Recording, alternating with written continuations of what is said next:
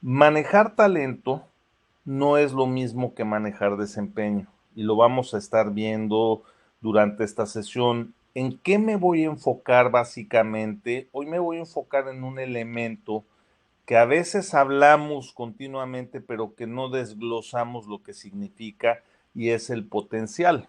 Y ojo, vamos a hablar del potencial desde dos factores. Primero, todas las personas tienen potencial. Todas las personas en cualquier organización son buenas en algo. El tema es cómo enfoco mi potencial para incrementar mi propuesta de valor. Entonces les voy a dar algunos elementos que son muy importantes partiendo de otra base, que es qué tan efectivas son sus organizaciones para manejar, desarrollar o retener a su talento.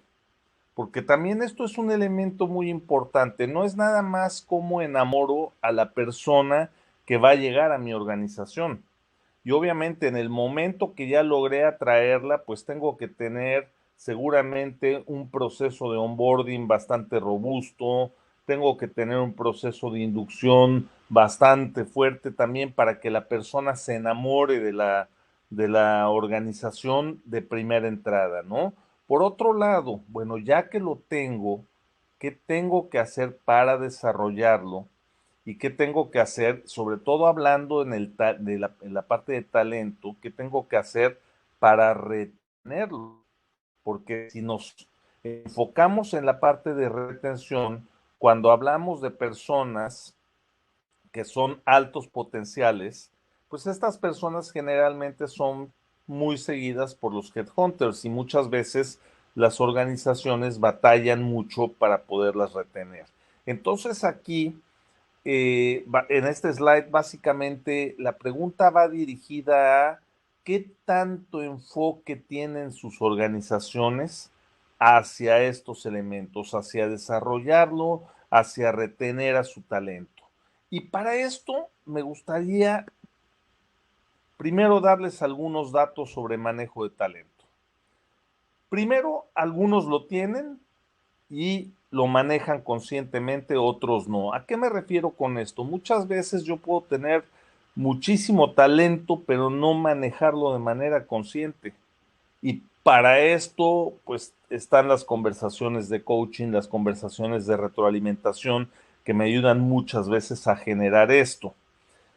Dos, a veces, y no sé si en las organizaciones en las que se encuentran les ha pasado, que ven candidatos perfectos en el papel, donde ven credenciales perfectas, donde ven un currículum impecable, donde te deslumbra hasta la hoja de vida de la persona, ¿no?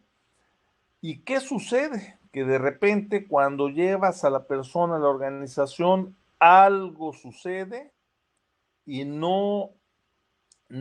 digamos, no hay esa detonación de éxito que todo el mundo esperaba de una persona, ¿no?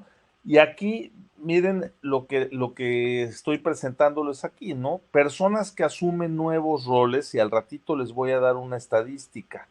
Personas que asumen nuevos roles y que de pronto se encuentran con su nivel de incompetencia. Y otro elemento que hacen algunas personas para lograr el éxito y otras que no lo logran. Y aquí hay muchos factores también. Déjenme poner una base en el penúltimo slide, en el penúltimo bullet que les estoy mostrando aquí. Personas que de pronto son buenísimas en un rol y de pronto les dan la promoción. Y les pongo un ejemplo, el mejor vendedor que de pronto lo hacen gerente de ventas. No quiero decir que no haya posibilidad de éxito, por supuesto que la hay, pero en ocasiones de pronto la persona tiene que lidiar con varios factores, como son, ahora soy líder de gente que antes era de mi mismo nivel. Entonces, de entrada, viene un tema que es cómo puedo generar una credibilidad con mis nuevos colaboradores, ¿no? Por otro lado, a veces hay personas que a lo mejor suben a un siguiente nivel, pero no tienen competencias de liderazgo. o nunca han recibido un entrenamiento en ese sentido y entonces empiezan a descarrilar sus carreras por este tipo de situaciones. Y en la parte del éxito, pues a veces vamos a ver algunos elementos que las personas utilizan conscientemente para lograr el éxito, pero hay casos en los que no. Y esto es un mundo muy complejo y les voy a mostrar lo siguiente. Imagínense que tienen a Pedro. Pedro es un colaborador, un ejecutivo que acaban de atraer a su organización. Actualmente no tiene mucha experiencia en el ramo de su organización, pero tiene mucho potencial.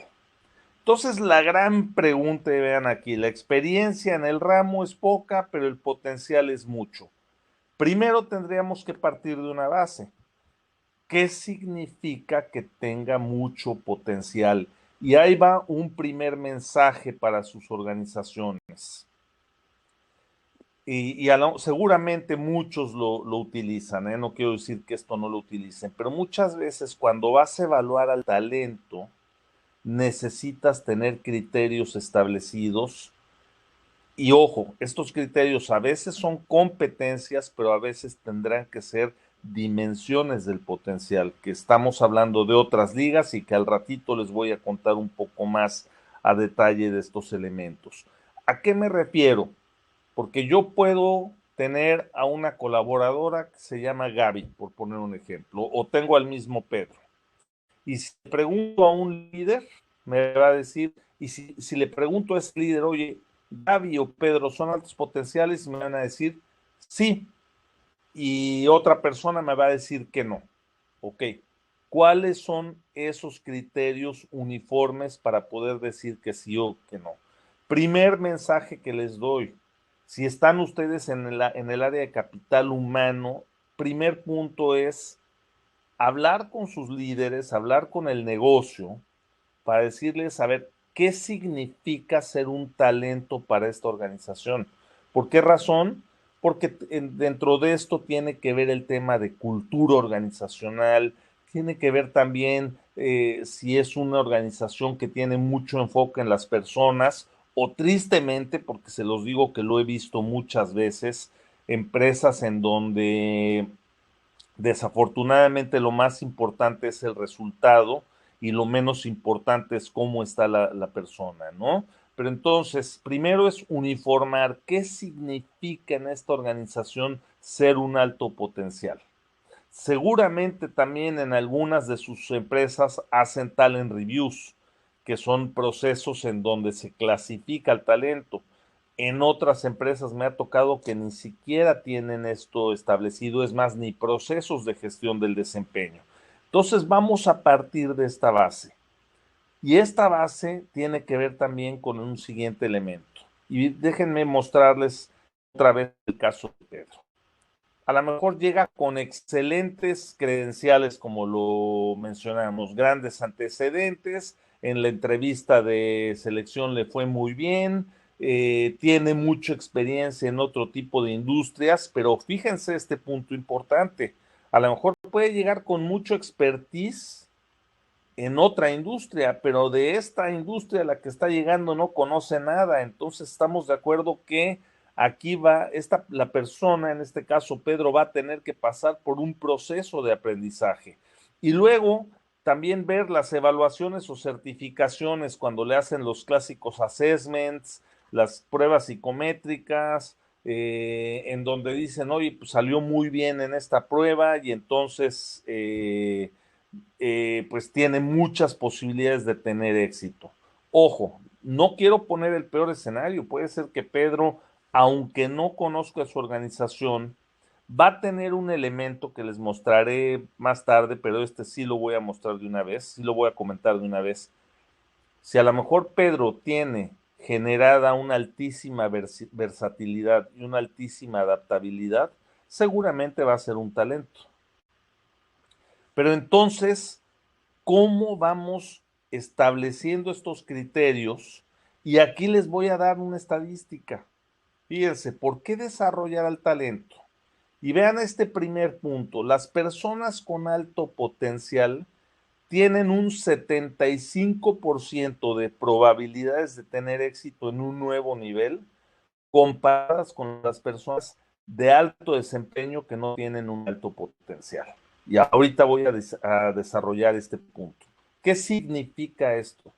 Aunque yo sea un hypo, como lo dicen en muchas empresas, aunque tenga una clasificación de talento, aunque aparezca en las parrillas de sucesión, el que me den un nuevo nivel, no hay garantía. El pasado no me garantiza el futuro. Entonces aquí tenemos un primer punto. Si soy alto potencial, seguramente sí voy a tener posibilidades de hacerla en una nueva posición, pero aquí hay todavía un dato importante. Todavía no hay una garantía de éxito.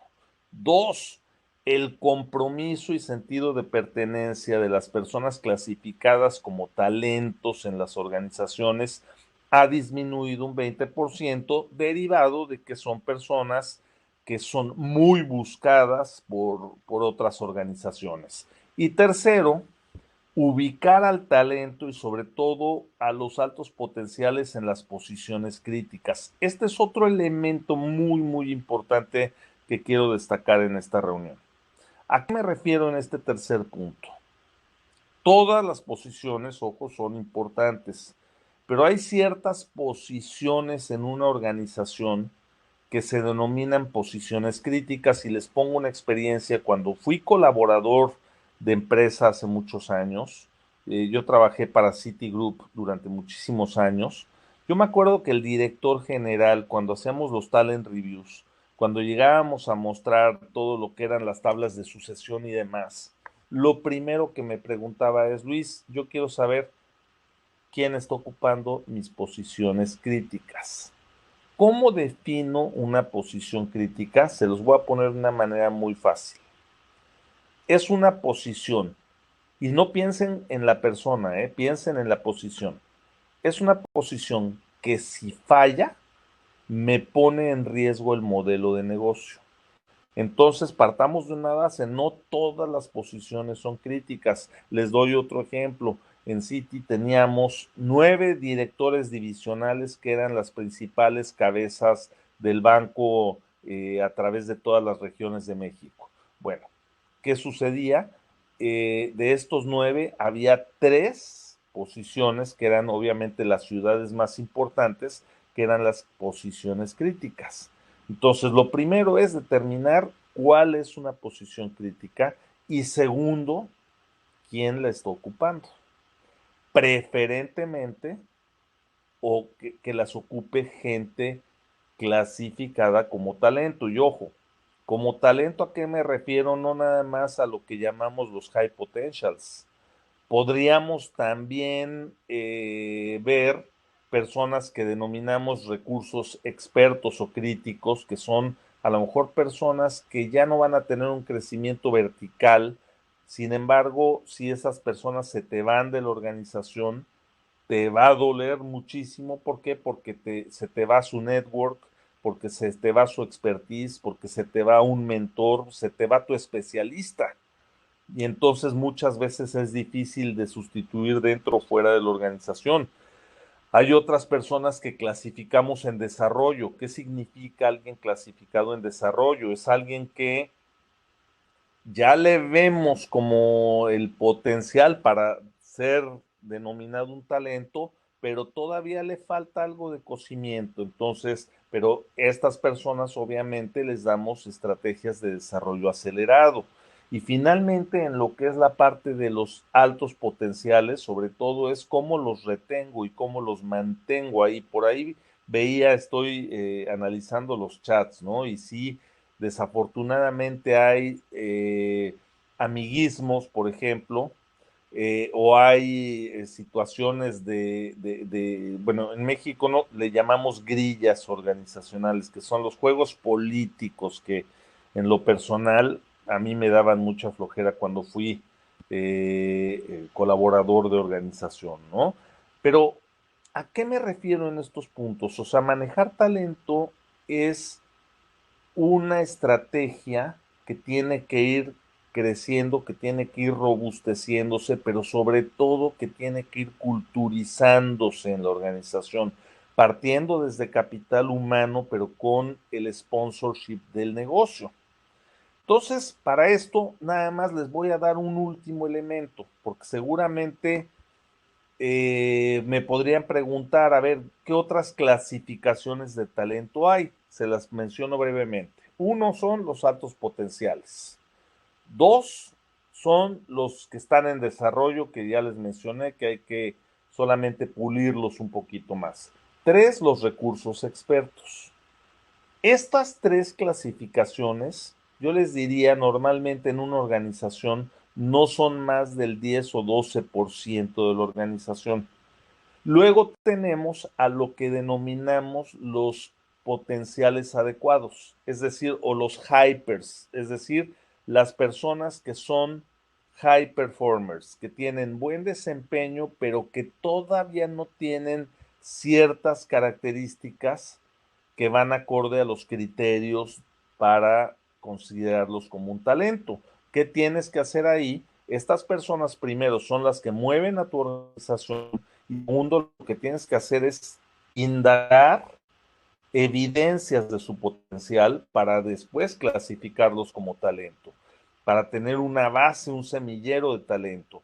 Y desafortunadamente hay otra clasificación en la parte de talento con la que nos topamos, que son los bloqueadores de talento. Personas que a lo mejor ya no están cubriendo con los estándares o ya no se están adaptando a los nuevos cambios, sobre todo en la era digital, o personas que desafortunadamente su compromiso ha bajado y entonces ahí tienes que tomar otro tipo de decisiones, ¿no?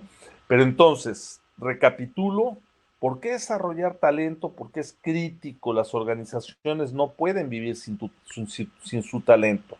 Y vean esta estadística, esta la saqué del Corporate Leadership Council. El 93%, esto es una investigación que hicieron sobre las 300 empresas top en la parte de manejo de talento. El 93% de personas clasificadas como altos potenciales consistentemente son de alto desempeño. Pero vean el punto de abajo. Solamente el 29% de personas clasificadas como altos desempeños, es decir, los high performers, son de alto potencial. ¿A qué me refiero con esto? El alto desempeño no es sinónimo de talento. Esto visualícenlo en sus organizaciones o hablen con sus líderes en este sentido. El alto desempeño puede ser un factor que me va a ayudar para desarrollar el talento, pero no necesariamente es ya el talento en sí. Entonces, hay que tener mucho cuidado en no confundir, porque muchas veces las organizaciones confunden el alto desempeño con talento. Ahora, si ya vimos que el alto desempeño no es lo mismo que el alto potencial, les voy a contar un poquito algunas historias en relación a esto. Y voy, primero, en cuanto al manejo de talento, pues ha cambiado mucho. Hoy en día las organizaciones, hoy yo les puedo decir que muchísimas organizaciones están entrando en lo que llaman el ambiente management 3.0. Ahorita les platicaré un poco más en ese sentido. Pero les pongo aquí un ejemplo. Cuando nuestros ancestros querían construir una pirámide o cuando iban a pelear en alguna guerra, elegían a quién, a las personas más fuertes y a las más saludables. Y esos atributos pues eran los más fáciles de evaluar. Ah, mira, es el más fuerte, es muy hábil con el hacha o con la espada, o con tirando las piedras, bueno, pues ya entró, ¿no? Eso era muy, muy fácil de manejar. ¿Qué es lo que sucede posteriormente? Vámonos a principios del siglo XX. Lo más importante para las empresas a principios del siglo XX era el coeficiente intelectual y la inteligencia. Eso era el atributo más importante en la parte de atracción de talento y las posiciones y jerarquías se respetaban muchísimo. y las certificaciones y credenciales eran lo más importante. Y aquí hay un elemento bien importante que les comento. Hablando, aquí es donde entra mucho a principios del siglo XX el Management 1.0. ¿Qué significa el Management 1.0? Básicamente que las organizaciones se manejaban mucho a través de la jerarquía. Todo era muy jerárquico y los líderes son los que controlaban. Eran prácticamente los que controlaban todo. Y por otro lado, digamos que las personas pues tenían simplemente que enfocarse en hacer el trabajo. Y ojo, el Management 1.0, a lo mejor si tú estás en una planta, vamos a suponer, donde hay un trabajo repetitivo, pues a lo mejor es más direccionar lo que tienes que hacer, ¿no? O sea, todavía yo les podría decir que hay empresas que se enfocan en el Management 1.0, pero ¿qué es lo que sucede posteriormente? Llegan los años 80 y viene la ola denominada competencias y pues asumo que en sus empresas lo han visto, ¿no? O sea, oye, cómo vamos qué esperamos de los líderes, qué esperamos de las personas? Y entonces, además de los valores, vienen los modelos de competencia. Pero hay un factor muy importante que se detona en los 80 también. La tecnología empieza a ser un acelerador, empieza a entrar la tecnología a todo lo que daba y obviamente, ¿qué es lo que empiezan a hacer las empresas? Buscar una combinación de credenciales y experiencia en su gente con competencias. Entonces, fíjense aquí cómo ya la tendencia es más hacia competencias. Pero ¿qué pasa en el management? Aquí es donde entra mucho el management 2.0. ¿A qué me refiero con el management 2.0? Las empresas empiezan a decir, eh, los líderes tienen que preocuparse por la gente. Y entonces vienen desde los 60, 70, 80, viene toda esta ola de programas de liderazgo, de teorías de liderazgo muy buenas, pero que en algún momento, si te ibas a la vida real, en muchas organizaciones, las empresas que hacían o los líderes todavía les costaba mucho soltar el control. Les costaba muchísimo trabajo soltar el control y entonces al no querer soltar el control todavía digamos que no llegábamos a un punto como de equilibrio, ¿no? Y obviamente cuando entra el tema tecnológico, pues obviamente empieza a hacerse más complejo el manejo del talento hasta llegar a nuestros días en donde hoy estamos en una era digital, que asumo que les han platicado mucho de la era digital durante este congreso, pero vamos a ver un punto bien importante en la era digital. Estamos en un ambiente buca, no necesito contar la pandemia que nos tocó vivir a todos, en donde de un día para otro nos mandaron a trabajar a nuestras casas. No sé, y aquí les hago una pregunta, si me lo pueden poner en el chat, si saben lo que es un ambiente buca, sino para explicar lo que es un ambiente buca, si me pueden poner si sí o si no en el chat. Pero básicamente, ¿qué es lo que sucede en la era digital? Obviamente la tecnología pues está al tope, los cambios en la era digital son cada vez más rápidos. Les explico brevemente qué es el mundo buca, porque esto es bien importante. El mundo buca, empiezan a hablar del mundo buca a partir del 2013, 2014, pero realmente el mundo buca detona cuando viene la pandemia. ¿A qué se refiere el mundo buca? Es una frase, digamos, un acrónimo en inglés. La V significa volatilidad, es decir, vivimos hoy un ambiente completamente volátil. Les pongo ejemplos, muchas organizaciones hoy en día ni siquiera saben todavía cuándo regresan a la presencialidad.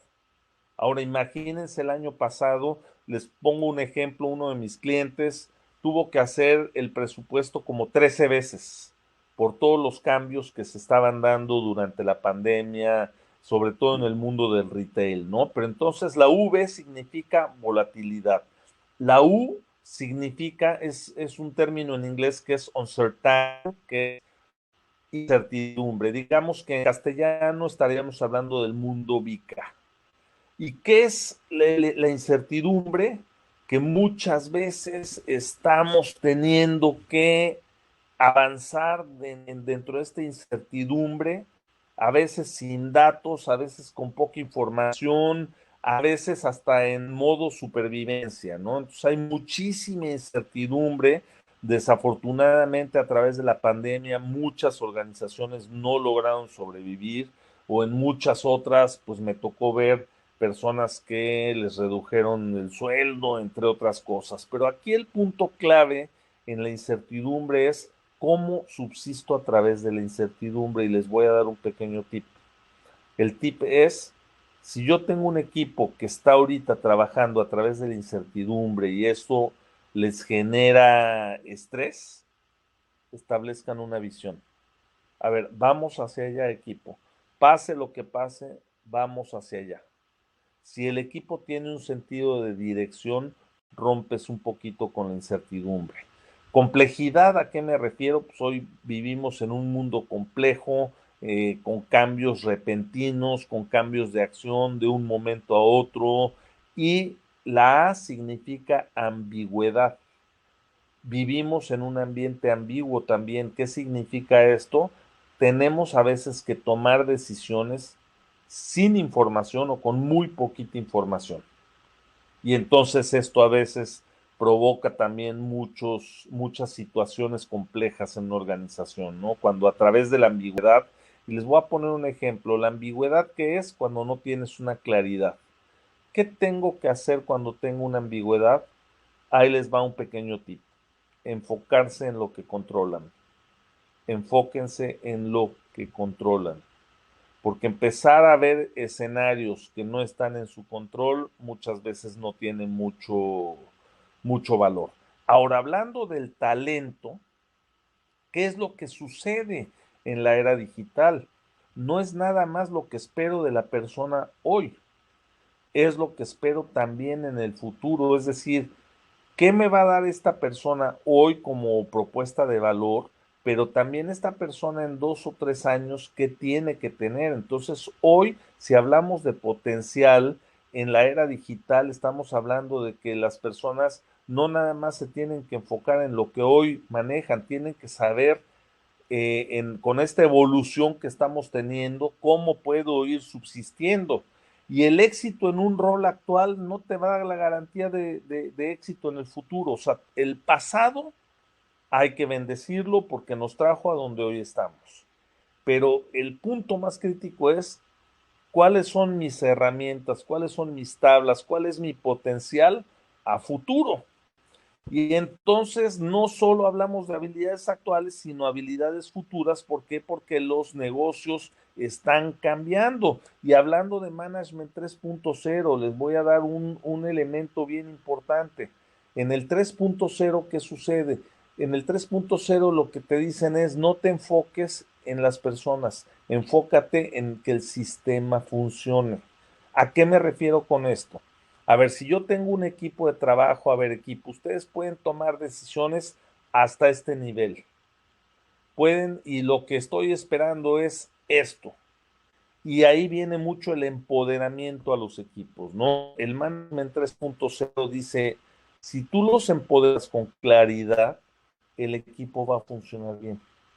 Entonces aquí les doy también otro contexto. Muchas empresas, les hablo un poquito antes de la pandemia, me tocó ver muchas organizaciones que confundieron el Management 3.0 y el manejo de talento 3.0, lo confundieron con empresas como Google o como Facebook.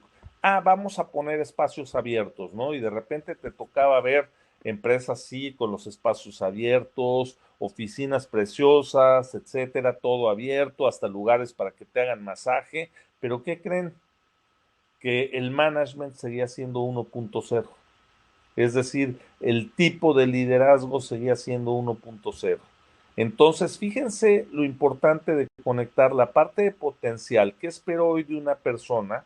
Pues tengo que generar también las condiciones de management para que las personas se desarrollen.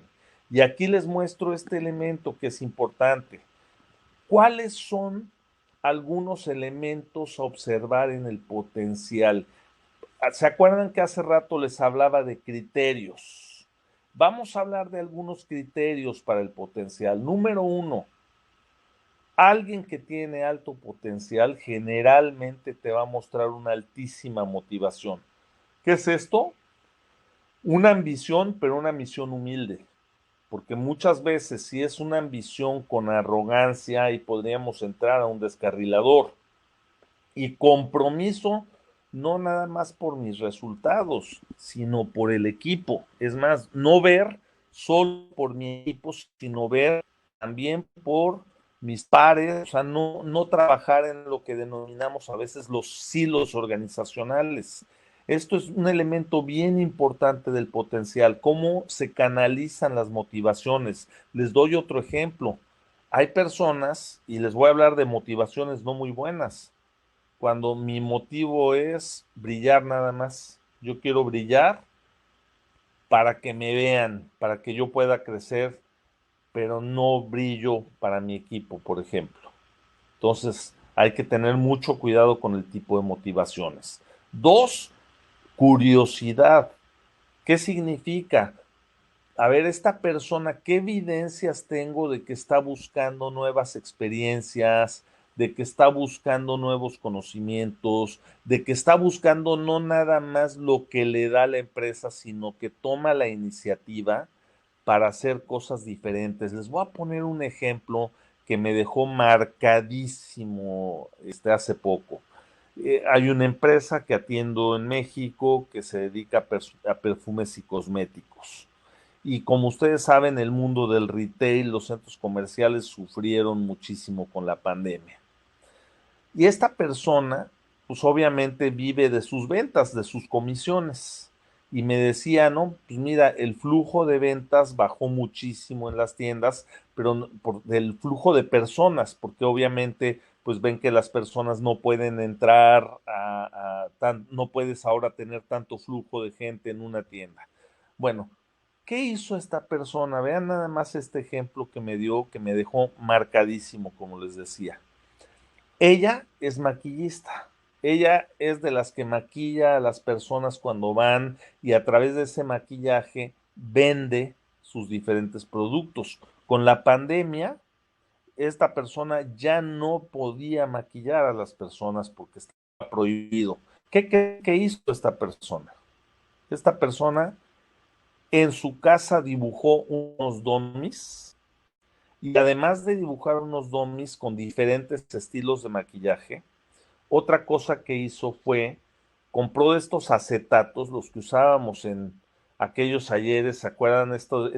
Papel plastificado, y se lo pegaba a las personas en el brazo, hagan de cuenta, y pintaba ahí con el maquillaje para que vean cómo el color se veía en su piel, porque no podía tocar su piel. Pero fíjense a lo que me refiero con esto, ahí estamos viendo a alguien que tiene potencial, que te muestra un hambre de ganar y que sin que la empresa le haya dicho, de ella salió esta curiosidad de a ver qué tengo que hacer para vender más y entonces diseñar sus dummies, que hoy toda la organización los está utilizando, y usar estos acetatos para ponerlos en la piel de las personas. Bueno, ¿qué les puedo decir además de accountability? Que es realmente ver elementos evidentes del potencial. Obviamente, en el potencial tienes que tener una visión, pero haciendo conexiones. Es decir, alguien que tiene algo potencial a veces va a ver todo el bosque, no nada más ciertos arbolitos, y se va a enfocar en el todo. Obviamente el compromiso, y aquí a qué me refiero. Compromisos, me refiero a comunicarte de forma persuasiva, no nada más hablar, hablar, hablar, sino a ver, equipo, ¿qué necesitan? Equipo, ¿cómo vamos? Equipo, ¿cómo podemos llegar a un siguiente nivel? Y por otro lado, determinación hacia el logro de objetivos ante cualquier adversidad, ¿no? Y creo que con el ejemplo que les acabo de dar de esta persona, que les digo, a mí en lo personal me dejó muy, muy marcado. Ahora, hay otro factor muy importante además del potencial que ya vimos aquí, o sea, de elementos que tenemos que observar en el potencial, elementos que tenemos que ver en un ambiente management 3.0, ¿qué queremos en nuestras organizaciones? ¿Querer performance managers o queremos tener talent managers? ¿A qué me refiero con esto? Y déjenme mostrarles este pequeño esquema y se los voy a explicar brevemente. En una organización, imagínense que ustedes van a hablar del rol de un líder. El rol de un líder, ¿cuál debe de ser en una organización? Si hablamos de personas a corto plazo, estamos hablando de manejar el desempeño. Entonces, ¿qué elementos entran dentro de la parte de manejar el desempeño? Entra establecer metas, entra cómo evalúo el desempeño, entran mucho las conversaciones de retroalimentación, tanto las que son formales como informales, pero es el manejo del desempeño por un lado. Por otro lado, el desempeño con que lo ligamos con una ejecución que tenga accountability. Y vamos a ver este lado del eje, el lado derecho, donde vemos que si nos enfocamos en el corto plazo, pero no en personas, sino en procesos o clientes, aquí nos estamos enfocando en la ejecución, en el día a día. Entonces, como líder, ¿qué tengo que hacer? Primero, pues ver cómo está mi gente, si está llegando a las metas, cómo está llegando a las metas. Y aquí mi rol como líder es cómo genero una cultura de accountability, una cultura donde la gente se desviva por rendir cuentas, que eso es un punto importante. Pero en la parte de talento, esto ya entra a largo plazo, porque aquí en el desempeño pues entra mi estilo de liderazgo, entran muchos otros factores. En el manejo de talento es, tengo ubicadas a las personas, si hoy me mueven a otra posición, ¿hay alguien que me puede sustituir? ¿O a quién le veo el potencial para poderme sustituir? Porque muchas veces, créanme, hay personas que son buenísimas, pero que no desarrollan talento. Otro elemento, tengo parrillas de sucesión y tengo clasificado a mi talento, como se los mencionaba anteriormente. Sé quiénes son mis altos potenciales, sé quiénes son mis recursos expertos, sé quiénes están clasificados en desarrollo, sé cuál es mi pool de potencial normal, y tengo identificados a los bloqueadores de talento. Y obviamente dentro de esta parte, como aquí estamos hablando de desarrollo, entra muchísimo el coaching. Aquí es que como líder, qué tanto coacheo a mi gente. Y dentro de esta parte, ojo, hay otro elemento importante. Como esto es largo plazo, si hablamos de talento en nivel de personas a largo plazo, pues estamos hablando de desarrollo. Y esto también tiene que ver con estrategia. O sea, ¿qué tanto pensamiento estratégico tengo? Les pongo ejemplos. A veces me toca ver organizaciones donde los líderes siguen teniendo una altísima carga operativa, que a veces no pueden evitarla. ¿Dónde está el pensamiento estratégico? ¿Dónde está? A ver, mira, veo estas oportunidades en el negocio, veo estos posibles obstáculos, veo a tales personas que tienen muchísimo potencial. Entonces son elementos que tenemos que ir visualizando también, no nada más hablando digamos, o sea, es talento que es desarrollar a mi gente, pero también estratégicamente, a ver, a esta persona qué tipo de plan de carrera le puedo ir empezando a ayudar a gestionar, aunque las personas son dueñas de su propio desarrollo. Aquí me encanta un comentario que puso Jennifer Cruz, pensamiento de ajedrecistas. Les voy a poner un ejemplo, un buen punto Jennifer. Fíjense, esto les voy a dar una frase hablando de talento, una de las frases más fáciles de decir, pero créanme que es de las que más trabajo le cuesta a las organizaciones hacer. Y esto es básicamente persona correcta en el rol correcto. Y les voy a poner un ejemplo futbolero. Hay organizaciones que tienen a Messi jugando en la defensa. Oye, Va a jugar en la defensa, pues sí, va a sacar algunos balones, etcétera, pero su posición natural, ¿cuál es? La delantera. Entonces díganme cuántos Messis tienen en sus organizaciones jugando en la defensa. Oye, ¿hacen el trabajo? Pues sí, pero no detonan todo su potencial. ¿Por qué razón?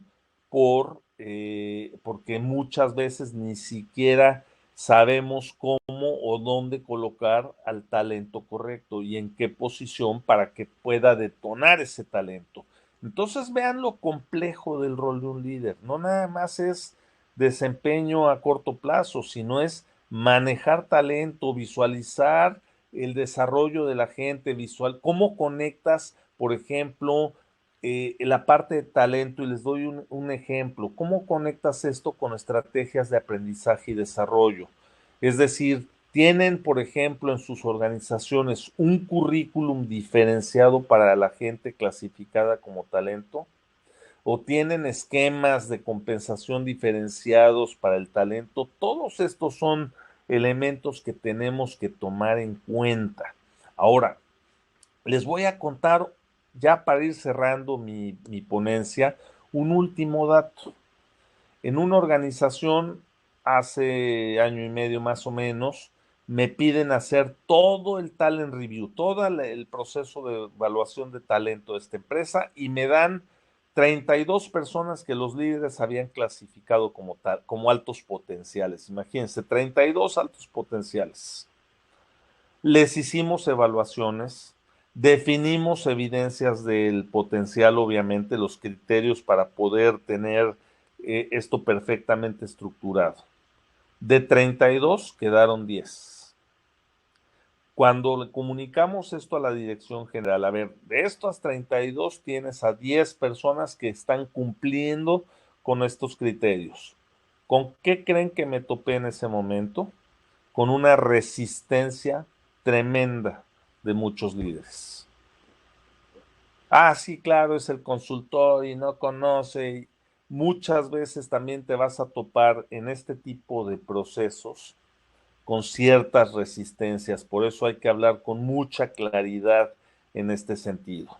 Ahora, ¿qué pasa si de pronto veo una persona consistentemente de alto desempeño y que tiene las características del potencial que vimos, pero aún tengo dudas?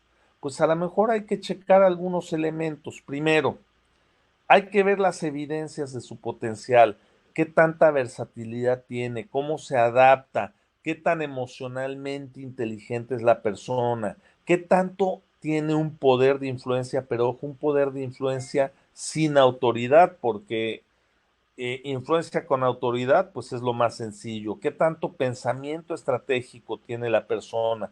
¿Qué tanto manejo de la ambigüedad tiene? ¿Qué tanta resiliencia ha mostrado y antifragilidad? Que no sé si conozcan el elemento, pero la resiliencia, que es básicamente la capacidad de volver a mi estado original. La antifragilidad se los pongo de una forma.